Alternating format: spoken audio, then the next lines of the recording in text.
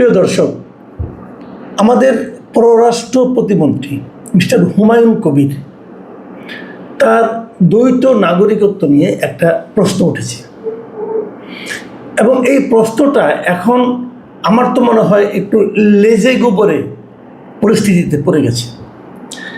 কেন সেটা বলছি, ওনাকে জিজ্ঞাসা করা হয়েছিল, একটা পত্রিকা একটা নিউজ হয়েছিল যে উনি আসলে ব্রিটিশ নাগরিকত্ব ত্যাগ করেছেন কি করেননি, এই হলো প্রশ্ন।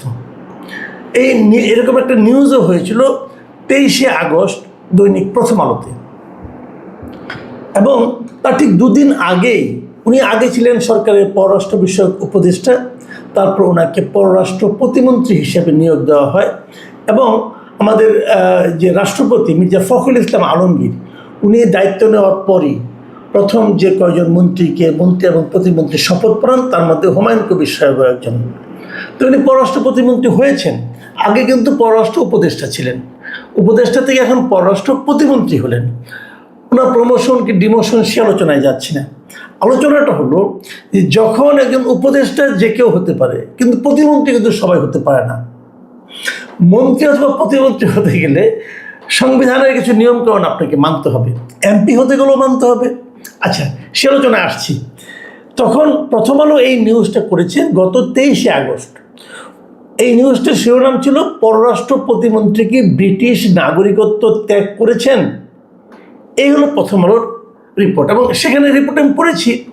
উনি এই রিপোর্টে যে কথাগুলি বলা হয়েছে সেখানে কোথাও তাকে কোনো অবজ্ঞা করা হয় নাই, তাকে কোনো রকম তার ডিফেম করা হয় নাই। এরা কেবল একটা নিউজের মধ্যে একটা প্রশ্ন করেছেন। রিপোর্টে লিখেছেন মিস্টার সাইদুল ইসলাম। আমার কাছে রিপোর্টটা পড়ে আমার পছন্দ হয়েছে। উনি কি লিখেছেন আমি একটু আপনাদের পড়ে শোনাই। উনি এই পররাষ্ট্রমন্ত্রী সম্পর্কে লিখেছেন, এই পররাষ্ট্র প্রতিমন্ত্রী সম্পর্কে, সিলেটে জন্মগ্রহণ করলেও মাত্র 2.5 বছর বয়সে পরিবারের সঙ্গে হুমায়ুন কবির পাড়ি জমান যুক্তরাজ্যে। সেখানে তিনি বেড়ে ওঠেন, নেন উচ্চশিক্ষা। যুক্তরাজ্যের লেবার পার্টির রাজনীতিতে যুক্ত ছিলেন তিনি। এক পর্যায়ে যুক্তরাজ্যের নাগরিকত্ব নেন তিনি। পররাষ্ট্র প্রতিমন্ত্রী হওয়ার পর প্রশ্ন তৈরি হয়েছে হুমায়ুন কবির বিদেশি নাগরিকত্ব ত্যাগ করেছেন কি না। উনি যে যুক্তরাজ্যে গিয়েছেন জন্মের পর 2.5 বছর বয়সে, তারপর থেকে উনি যুক্তরাজ্যেই আছেন, ইংল্যান্ডে আছেন আর কি। এবং সেখানে থাকাকালীন তো ওখানকার নাগরিকত্ব নিয়েছেন, এত বছর ধরে এখানে আছেন। ভদ্রলোক কিন্তু ভালোভাবে বাংলাও বলতে পারেন না, দেখলাম তো। উনি সিলেটি বলতে পারেন আর ইংরেজি বলতে পারেন। যাই হোক, তবুও তাকে আমার দরকার। আমার সরকার প্রধান ওনাকে উপদেষ্টা বানিয়েছেন, এবং উপদেষ্টা বানানোর পর উনি কী কী কাজ এর মধ্যে করেছেন সেগুলো আমরা টুকটাক দেখেছি। যাই হোক, সে আলোচনায় আর আমরা যেতে চাচ্ছি না। সরকার যখন গঠন হলো ফেব্রুয়ারি মাসের 17 তারিখে, তখন ওনাকে সরাসরি এই প্রধানমন্ত্রীর পররাষ্ট্র বিষয়ক উপদেষ্টা বানানো হলো। উনি ইংল্যান্ডে ছিলেন, উনি বাংলাদেশে এর আগে এসে বিএনপি করেছেন, জেল খেটেছেন, অথবা অনেক ভোগান্তির শিকার হয়েছেন, অথবা অনেক হয়রানির মুখে আওয়ামী লীগ সরকার তাকে অনেক হয়রানি করেছে। এ ধরনের কোনো খবর আমরা আসলে জানি না, এবং এই ভদ্রলোককে আগে কখনো আমি ওইভাবে নামও কখনো শুনিনি। দলের জন্য ওনার কত বিশাল অবদান সেটাও অবশ্য আমার জানা নেই। যাই হোক, তারপরেও প্রধানমন্ত্রী মনে করেছেন যে কোনো কারণে হোক যে এই ভদ্রলোককে ওনার দরকার দেশের পররাষ্ট্র মন্ত্রণালয়কে অথবা পররাষ্ট্র বিষয়ক নানা কর্মকাণ্ডকে গতিশীল করার জন্য। ঠিক আছে, উনি করেছেন, উপদেষ্টা করেছেন, তারপর উনি ওনাকে প্রতিমন্ত্রীও করেছেন। কিন্তু সমস্যাটা হলো, আপনি যখন প্রতিমন্ত্রী হবেন তখন আপনাকে কিছু নিয়ম মেনে চলতে হবে। আমাদের সংবিধানের 56(2) অনুচ্ছেদে যেটা বলা হয়েছে সেটা আপনারা বোঝার চেষ্টা করেন। সেটা হলো যে আমাদের যদি কাউকে আপনি মন্ত্রী করেন, যেমন যে সংসদ সদস্য সে তো মন্ত্রী হতে পারছে, কিন্তু যিনি সংসদ সদস্য নন এমন কাউকে মন্ত্রী করলে তাকে বলা হবে টেকনোক্রেট মন্ত্রী। এবং যদি কেউ টেকনোক্রেট মন্ত্রী হন, যাকে বানান আপনি, তাহলে তাকে কিন্তু সংসদ সদস্য নির্বাচিত হওয়ার ক্ষেত্রে যে যে যোগ্যতা লাগে সেই যোগ্যতা তার থাকতে হবে। সেই যোগ্যতা করে কি? সেই যোগ্যতা হলো, সেই যোগ্যতাটা আপনি পাবেন আমাদের এই সংবিধানেরই 66(2) গ অনুচ্ছেদে। সেখানে স্পষ্ট করে বলা হয়েছে যে কোনো ব্যক্তি সংসদ সদস্য বা এমপি নির্বাচিত হওয়ার এবং পদে থাকার অযোগ্য হবেন যদি তিনি কোনো বিদেশি রাষ্ট্রের নাগরিকত্ব অর্জন করেন কিংবা কোনো বিদেশি রাষ্ট্রের প্রতি আনুগত্য ঘোষণা বা স্বীকার করেন।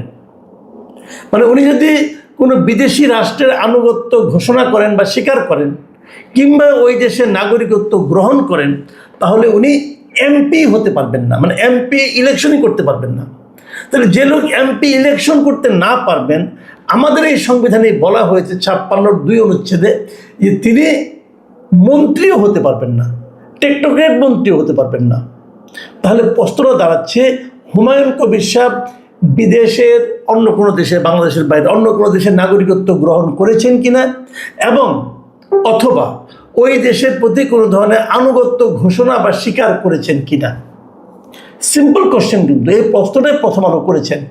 এই প্রশ্নের জবাব যদি এই প্রশ্নটা ওনাকে দেওয়া হয়, ওনাকে যখন রিপোর্টটা করেন তখন ওই রিপোর্টে বলা হয়েছে ওনারা বারবার ওনার সাথে মেসেজ পাঠিয়েছেন, ফোন করার চেষ্টা করেছেন, যোগাযোগের চেষ্টা করেছেন, পারেননি, মানে উনি ফোন ধরেননি অথবা প্রশ্নের জবাব দেননি। গতকালকে যেটা হলো, একটা অনুষ্ঠানে উনি ছিলেন, সেখানে সাংবাদিকতাকে এই প্রশ্নটাই করেছে যে আপনি একটা মানে বলা হয়েছে আপনি মানে এই পত্রিকায় বলা হয়েছে যে আপনি ব্রিটিশ নাগরিক অথবা নাগরিকত্ব আপনার আছে, এখন সেই নাগরিকত্ব কি আপনার এখনও আছে নাকি নেই, নাকি আপনি ত্যাগ করেছেন? উনি সেই প্রশ্নের কোনো সরাসরি জবাব দেননি। উনি কি বলেছেন? উনি বলেছেন আমি বাংলাদেশি। ওকে বাংলাদেশি, সমস্যা তো নাই। আপনি বাংলাদেশি কি বাংলাদেশি না এটা তো প্রশ্ন নয়, প্রশ্ন হলো যে আপনি ব্রিটিশ নাগরিকত্ব ত্যাগ করেছেন কিনা। তারপরে উনি এক পর্যায়ে যে বলেছেন যে এটা নিয়ে কে নিউজ করেছে, কার এত জ্বালা, তখন উনি যে প্রথম আলো যেহেতু নিউজটা করেছে উনি দেখেছেন নিশ্চিত, এবং সেটা নিয়ে উনি ওই দিকে তীর্যকভাবে উনি কথা বলেছেন। এবং ওই ওনার যে বলার ভঙ্গি আমরা ভিডিও দেখেছি, আপনারা নিশ্চয়ই দেখেছেন, বলার ভঙ্গিটা ভাই শোভন না। উনি যে খুব ঠান্ডা মাথায় খুব ভদ্র ভাষায় জবাবটা দিয়েছেন, আমার কাছে অন্তত তা মনে হয়নি, বরঞ্চ আমার কাছে উদ্ধত বলতে পারেন, অথবা কিছু কিছু ক্ষেত্রে একটা অশালীনও মনে হয়েছে আমার কাছে উনি যেভাবে একটা পত্রিকাকে অ্যাটাক করেছেন। ভাই কে নিউজ করেছে এটা তো ইম্পর্টেন্ট না, নিউজ যে কেউ করতে পারে। বুঝলাম আপনি প্রথম আলোকে ইঙ্গিত করেছেন, বলেছেন 1-11 জ্বালা আবার যে উঠছে তারা ওই ধরনের কাজ করতে, সবই মানলাম। আপনি প্রথম আলোকে অ্যাটাক করেন ভাই, আমার কোনো আপত্তি নেই, কিন্তু আপনি প্রশ্নের জবাবটা দেন। কে আপনাকে আপনার সম্পর্কে বললো সেটা ইম্পর্টেন্ট না, কি বললো সেটা ইম্পর্টেন্ট।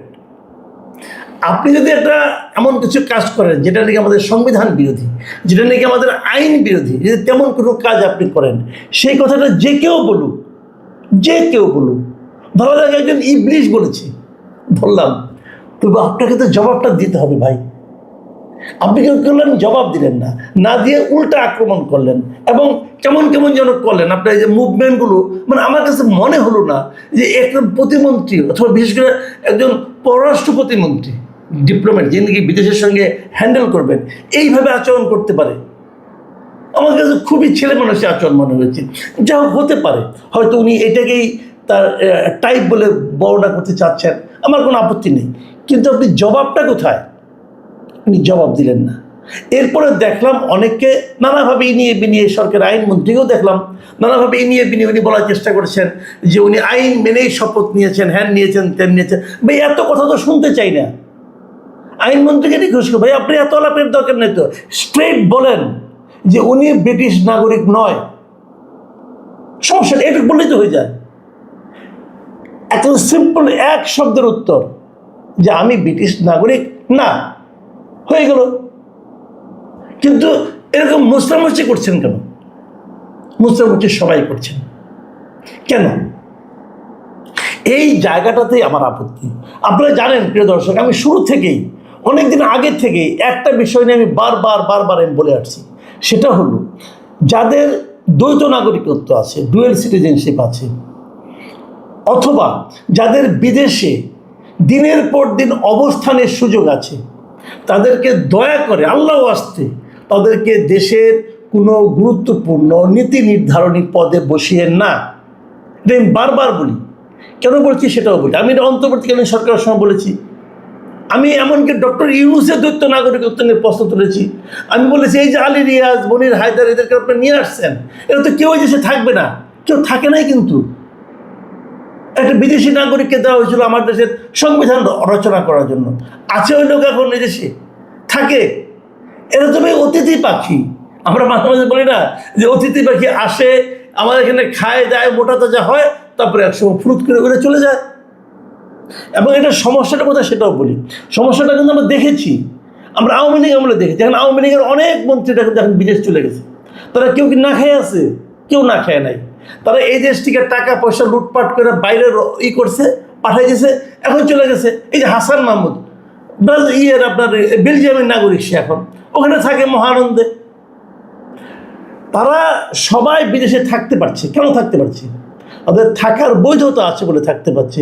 অনেকে কানাডার নাগরিক, অনেকে আমেরিকার নাগরিক, অনেকে ইংল্যান্ডের নাগরিক, বিভিন্ন জায়গার তারা নাগরিক হয়ে গেছে। তো এই লোকগুলিকে আমি কিন্তু আওয়ামী লীগ আমলেও অনেকের বিদেশি নাগরিকত্ব নিয়ে প্রশ্ন তুলেছি।